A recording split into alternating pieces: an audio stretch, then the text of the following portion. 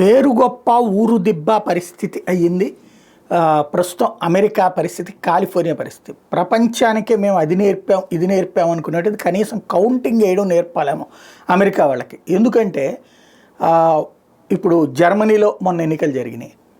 2 రోజులు అయ్యేటప్పటికి మొత్తం అది బ్యాలెట్లతోనే జరిగింది. 2 రోజులు అయ్యేటప్పటికి కౌంటింగ్ అయిపోయింది. అదే సరే భారతదేశంలో అయితే ఒక్క రోజులోనే కౌంటింగ్ అయిపోయింది. సరే మన దగ్గర ఈవీఎంలు వాడతాం, బ్యాలెట్లకు సంబంధించినటువంటిది వేరుగా ఉంటుంది. అది పక్కన పెడితే ఇండియాలో 640 మిలియన్లు అంటే 64 కోట్ల ఓట్లని ఒక్క రోజులో లెక్కిస్తే జర్మనీలో 50 మిలియన్ల ఓట్లని 8 గంటల్లో లెక్కిస్తే, అర్జెంటీనాలో 27 మిలియన్ల ఓట్లని 6 గంటల్లో లెక్కిస్తే, కాలిఫోర్నియాలో 16 మిలియన్ల ఓట్లు కేవలం 16 మిలియన్ల ఓట్లని 4 వారాలు పట్టింది.